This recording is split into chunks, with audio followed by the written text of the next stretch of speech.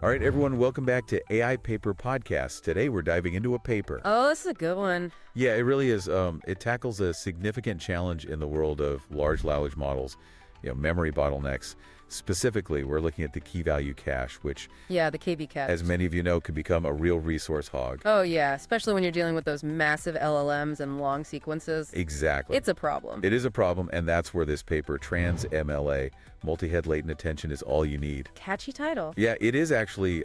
It proposes a new technique to shrink that KV cache significantly. And here's the kicker, it claims to do so without sacrificing performance. You love to hear it. In fact, it might even boost it. Okay, I'm intrigued. So for our viewers out there, let's just give like a quick rundown of the key takeaways here.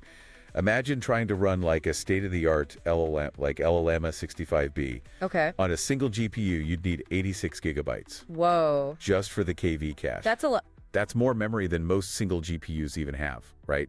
And the problem is, as these models get bigger and we're working with longer sequences, Yeah. that KV cache just explodes in size. Right, and existing solutions like multi-query attention MQA and group query attention GQA, they do help reduce that cache size, but they often come with a performance trade-off. So TransMLA is aiming to kind of break that trade-off by introducing a new technique that is both more efficient and more expressive than the popular GQA. That's right, and the secret sauce here is low-rank matrix factorization and the key value layers.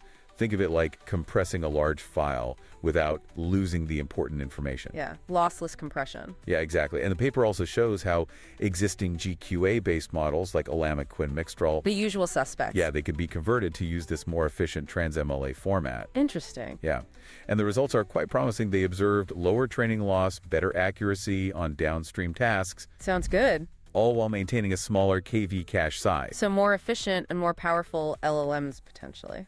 That's what we're hoping for, right? Okay, so let's unpack this a bit for those of you who haven't wrestled with this firsthand. Can you explain why the KV cache in LLMs grows so quickly? Sure. So the KVCache, it's essentially a memory bank that stores the results of attention calculations. So in attention, each token in a sequence needs to pay attention to all the tokens that came before it, right? And the KVCache stores these attention relationships so you avoid redundant computations. Right. It's like keeping a running set of notes so you don't have to reread the entire book every time you want to recall a detail. But as you said, as the sequence gets longer, the massive corpus of text, that cache starts to balloon. Right, exactly. And this has some pretty serious implications. You know, it limits the length of sequences that LLMs can handle effectively and makes them incredibly resource intensive, even with powerful hardware. We're hitting a wall here. So how does TransMLA address this? I get the concept of like compressing a file, but how do you compress attention calculations? Right, that's where low-rank matrix factorization comes in. So imagine you have this giant matrix, right? It represents all those attention relationships in the KV cache. Low-rank matrix factorization is a mathematical technique that finds a smaller, more compact representation of that original matrix without losing too much crucial information. You're basically finding the signal in the noise. So you're essentially finding a more efficient way to represent the same information. Precisely. And TransMLA applies this technique to the key and value matrices in the attention mechanism. By compressing these matrices, you significantly reduce the amount of memory needed to store them, which directly addresses the KV cache bottleneck. Okay, that makes sense. But what I find really interesting is the paper's claim that TransMLA is actually more expressive than GQA? Yeah, That seems counterintuitive. How can something be more efficient and more powerful? it's a great question, and it highlights a really important point about this research. It's not just about brute force compression. It's about intelligently restructuring the data to improve performance. So it's not just about squeezing the data, it's about finding a better way to organize it. Exactly. And to understand how this works, we need to talk about the heads in multi-head attention. Right, the multi-headed part of the equation for our viewers who might need a refresher. Can you quickly explain what those heads are doing? Yeah, so think of them as like different perspectives or lenses through which the model is processing information. So in multi-head attention, you have multiple heads working in parallel, each focusing on different aspects of the input. Got it. So where do GQA and TransMLA differ in how they handle these heads? So GQA groups these query heads together, and each group has to share a single key and value head. Okay. So this grouping, it's efficient, but it limits the diversity of the outputs from those heads. It's like having a group of researchers all looking through the same microscope. They're all going to get pretty much the same view. So it's limiting their perspective, even though it's efficient. Right, but TransMLA through low-rank factorization allows for more unique combinations and interactions between the query heads. It's like giving each researcher their own slightly different microscope. So instead of limiting them to a single perspective, it allows for a more nuanced and diverse analysis of the data.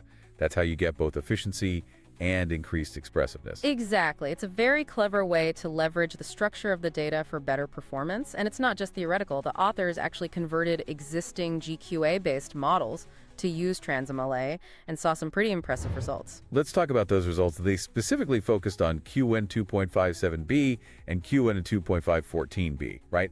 What happened when they converted these models to use TransMLA? Yeah, so they saw noticeable improvements, particularly on a data set called Smalltalk, which includes a variety of instruction tuning data, including like math problems and coding tasks. So it's a good test of a model's ability to like reason and solve problems. So the TransMLA conversion actually made these models better at math and coding. That's pretty significant. It is, and to make sure it wasn't simply a matter of adding more parameters, they ran a control experiment, and they found that simply increasing the dimensions of the model without that orthogonal decomposition technique didn't replicate those performance gains. So it really is the unique structure of TransMLA that's making the difference. That seems to be the case. Yeah, it suggests that we need to look beyond just raw size when it comes to improving LLMs. Sometimes it's about finding more intelligent ways to structure and process information. This is incredibly promising. What do you think this means for the future of LLMs? Could TransMLA be a real game changer? Oh, absolutely. I think if we kind of connect this to the bigger picture, Yeah. TransMLA has the potential to be a real game changer. I mean, it could pave the way for more efficient and powerful models that can process even longer sequences of text and handle more complex tasks, all while using less memory. And potentially this could make those large LLMs more accessible to researchers and developers who don't have access to the most powerful hardware. Right. That could really democratize the field.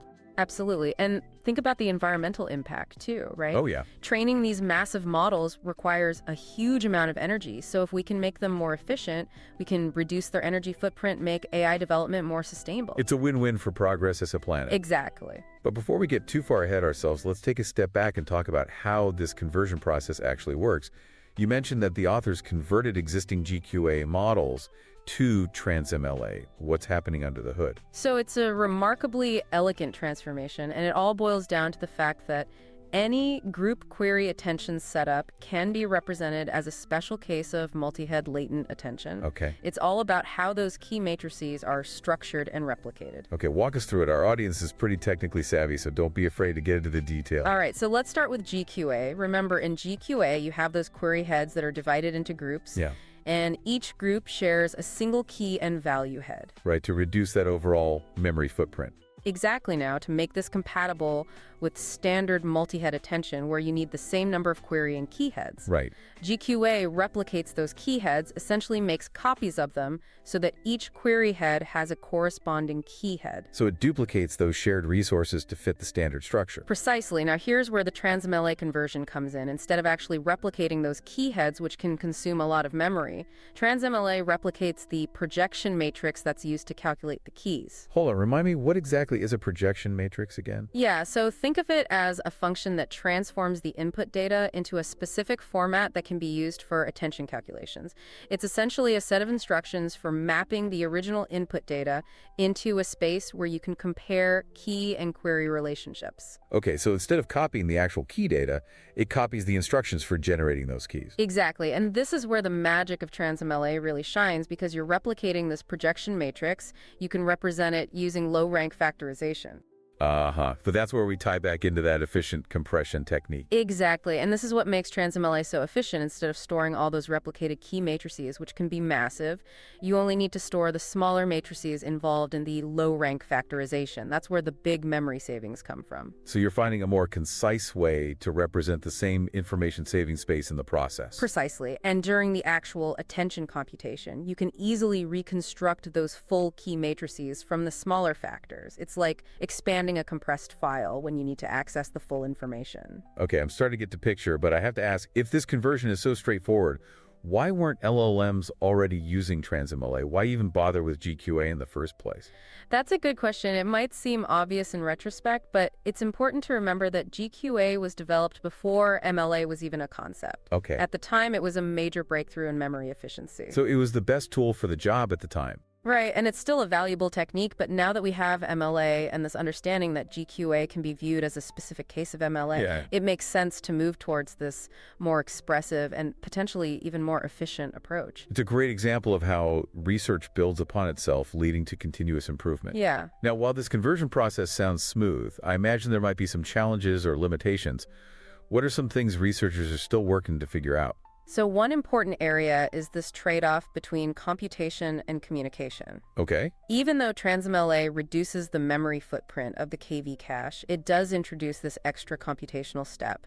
Remember, you need to reconstruct those full key and value matrices during the attention calculation. So you're saving on storage, but potentially adding some computational overhead. Exactly. Researchers are actively exploring specialized hardware and software optimizations to minimize this overhead and ensure that TransMLA remains efficient, especially for very large models. It's fascinating how optimizing these models often involves this intricate dance between different factors: memory, computation, communication. Absolutely, it's a holistic optimization problem. And another interesting avenue of exploration is designing LLMs from the ground up to use TransMLA rather than converting existing GQA models. Now, that's a thought-provoking idea. Could starting with TransMLA lead to even greater efficiency gains? It's certainly a possibility worth investigating. And, if you design the model architecture with TransMLA in mind from the very beginning, you might be able to exploit that low-rank structure even more effectively. It makes you wonder what other possibilities might open up if we rethink how these models are built at a fundamental level. Yeah, it's an exciting time to be working in this field. The quest for more efficient AI is pushing us to develop new techniques and reevaluate existing ones. And TransMLA is at the forefront of this innovation. It sounds like we're on the verge of a significant shift in how we approach LLM design. I think so. The focus is shifting from simply building bigger models to building smarter, more efficient models. Right. And that could have far-reaching implications for the future of AI. It really is a fascinating shift. We've spent years chasing bigger and bigger models. Yeah, just scale, scale, scale. But now it seems like we're entering like a new era where efficiency and intelligent design are taking center stage. Precisely. And I think TransMLA really embodies that shift perfectly. Yeah. It's not just about throwing more compute at the problem. It's about finding elegant solutions that leverage a deep understanding of the underlying mathematics and structure of the data. It's like we're moving from brute force to finesse. Exactly. And this focus on efficiency, I think, has some really exciting implications beyond just the technical realm, right? We talked about the potential for democratizing access to LLMs by making them run on less powerful hardware, which would be huge for researchers and developers around the world. And let's not forget the potential environmental benefits if we can reduce the energy footprint of these models. That's a significant step towards more sustainable AI development. Absolutely, and I think this is just the tip of the iceberg. The ideas behind TransMLA, low-rank matrix factorization, efficient representations of data, Right. These have applications far beyond just LLMs. Yeah, where else do you see this going? I mean, we could see similar techniques applied in computer vision, robotics, drug discovery, really any field where dealing with large, complex data sets is a bottleneck. So this could spark a wave of innovation in AI efficiency across the board. I think so. It's a really exciting time to be working in this field. And, the paper we discussed today focused on converting existing GQA models to TransMLA, but it raises a really intriguing question. What if we designed future LLMs from the ground up to use TransMLA? Precisely. Could we achieve even greater efficiency and performance gains if TransMLA was baked into the model's architecture from the start? It's a fascinating question, and it makes you wonder what other creative solutions are out there waiting to be discovered. Absolutely. We're only just beginning to explore the possibilities of efficient AI design, and I think TransMLA is a powerful reminder that sometimes the most impactful innovations come not from making things bigger, but from understanding them more deeply. That's a fantastic takeaway. So to our viewers out there who are working on the cutting edge of AI, remember, sometimes the most elegant solution is also the most powerful. Keep pushing the boundaries of efficient design, and who knows what breakthroughs we might see in the years to come. Well said. I think that's a great place to wrap up. Thanks for joining us on this deep dive into the world of TransMLA. It's been a fascinating journey. I'm excited to see where this research leads us. Thanks for having me. Thanks for joining us, everyone. Be sure to subscribe to our channel to stay up to date on the latest advancements in AI, and we'll see you in the next episode.